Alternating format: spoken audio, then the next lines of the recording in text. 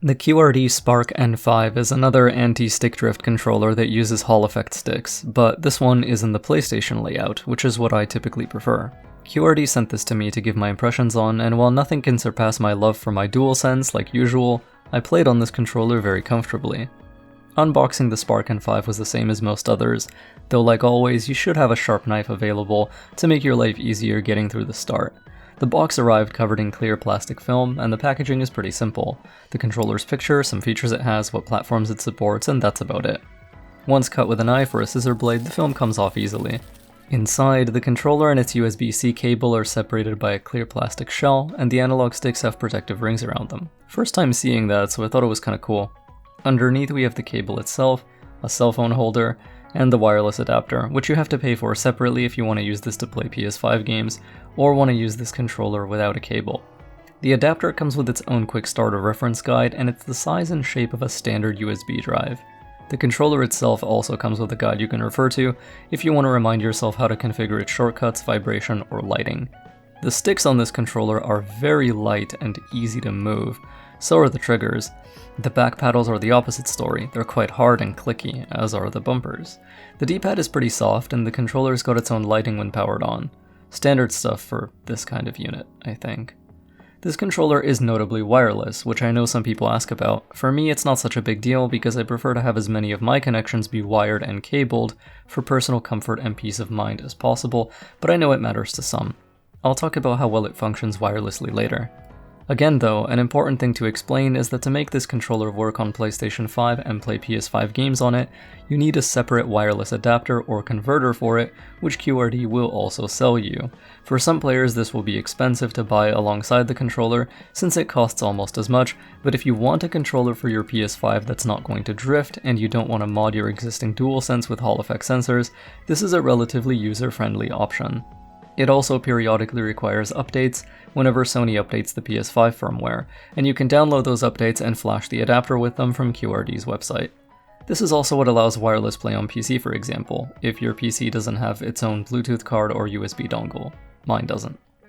Bluetooth-enabled devices can pair with it right out of the box though, for example, phones. I tested this with my Android playing Sword of Zolan, a really fun 2D action game. I test all my mobile-compatible controllers on this because it's comfy, has a small file size, and it's a real-time game where button response matters more than something turn-based. This controller does not seem to have associated software or a profile management app, unlike some others you might have seen me cover. I looked around on QRD Games' site and I didn't find any such downloads, so just be aware of that. If you're looking for easy ways to save and manage profiles, you won't find that, but you can manage the controller's traits and features without any software, since everything can be done on the controller itself as long as it's powered on. On PC, I played about 40 minutes of Darksiders 3 and a little bit of Code Vein with this controller, on a wired connection through a USB-C cable, and it went smoothly. Both of these are real-time action games that will kill you quickly if you don't play well, so if there was anything unreliable or broken, it would have been easy to notice. Luckily, I experienced no such obvious flaw.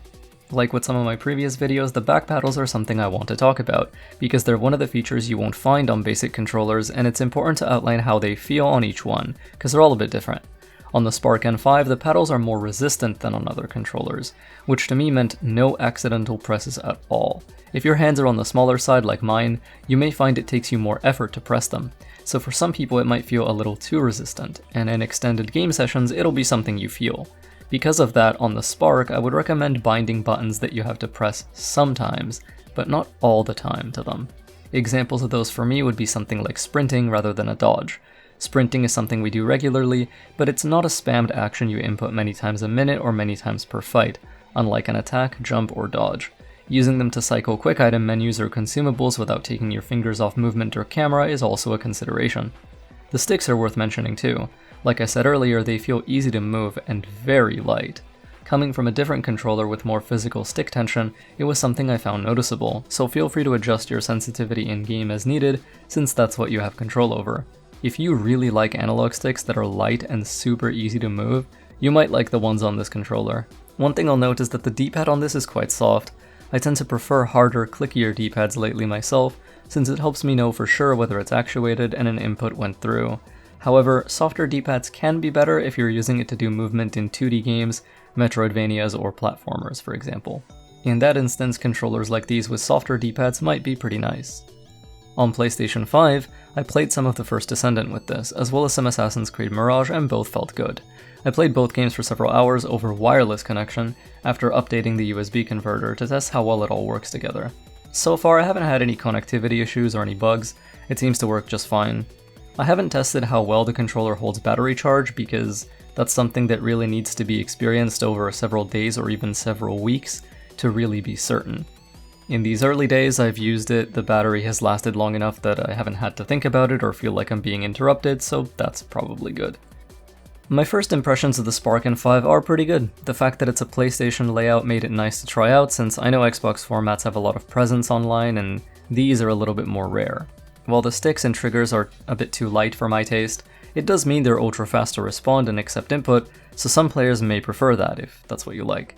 If you're a PC player or you don't need to play PS5 games with this, you can just get the controller itself and play on a cable just fine.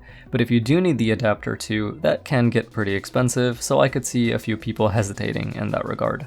That aside, the controller itself is good. It's a controller, it works, it plays games, it's got back paddles, and it didn't give me any issues I can think of in the time that I used it. Have you used any third-party controllers lately, especially ones that are in the PlayStation layout rather than Xbox? Like I said, those feel a bit more rare, so drop me your recommendations if you have any. That's it from me for now. Thanks for watching. May fog shroud you, may stars light your way, and may the night keep you safe.